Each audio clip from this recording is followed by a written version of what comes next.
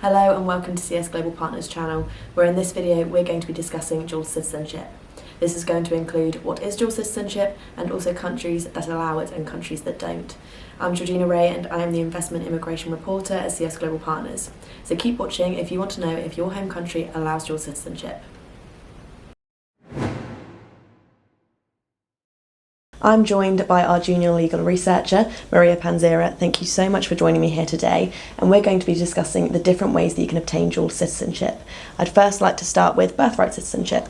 Birthright citizenship refers to the legal right for children born in a country to become citizens of that country without necessarily having any familial ties to it. And this can be for around 35 countries around the world? Yes, exactly. Most countries do not recognize birthright citizenship. However, those that do so at different conditions. Okay, perfect. Next, I'd like to talk to you about getting citizenship through descent. So I know that this involves your parents. Can you talk to me about that process as well? Yes, so you will become citizens of a country from which your parents are also from and from which they have citizenship status. If they're citizens of different countries, both citizenship status will be passed down to you, whereas if they have the same citizenship, you will only receive that one. Okay, perfect. There's also obtaining citizenship through naturalisation. I know that this can be through marriage as well. So am I correct in thinking that if you marry someone who has a different citizen status, then you obtain that citizen status? Yes, that's right. And there's also naturalisation through the process of residency? Exactly, so that essentially works by having lived in a country for a certain amount of years. You obtain residency of that country, and you can also become a citizen of that country via residency. So next, I actually wanted to discuss what countries allow dual citizenship, but this isn't as black and white as it may seem, as a lot of countries have different special requirements when you're looking for dual citizenship. I know that Egypt and South Africa, you actually have to inform the government if you're looking for second citizenship. Do you know of any other examples?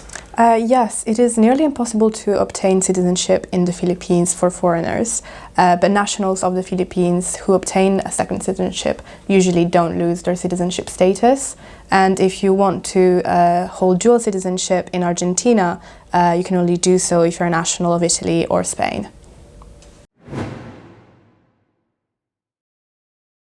Just like the rest of the world, European countries also have their own regulations when it comes to dual citizenship. Exactly. Finnish citizens cannot be dual citizens of countries other than Sweden or Russia, whereas Swedish citizens can only have dual citizenship with Finland.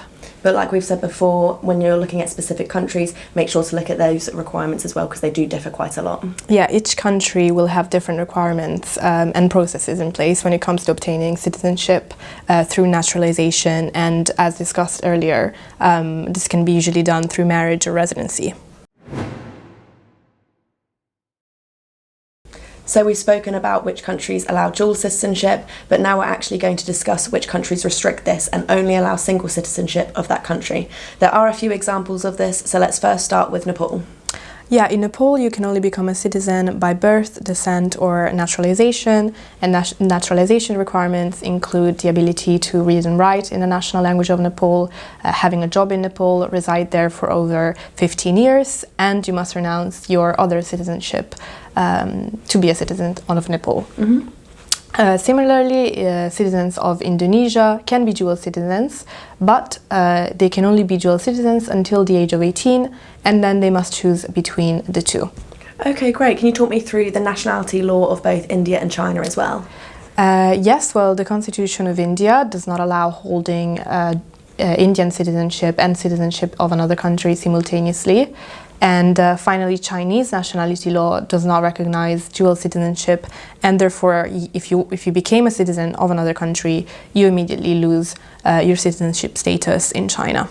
See, this is really interesting, and it's a key reason why, when you're doing your research into dual citizenship, you really need to look at the different requirements from country to country, because it will affect your individual case. But thank you so much for talking with me today. Thank you. There are many reasons as why someone might want dual citizenship. The benefits range from safety and security, economic opportunities, global mobility, and a better lifestyle for you and your family.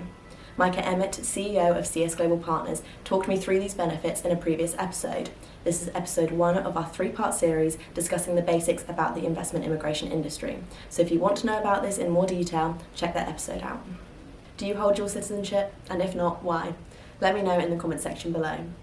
Thanks so much for watching, and make sure to like and subscribe to this channel so that you don't miss future videos.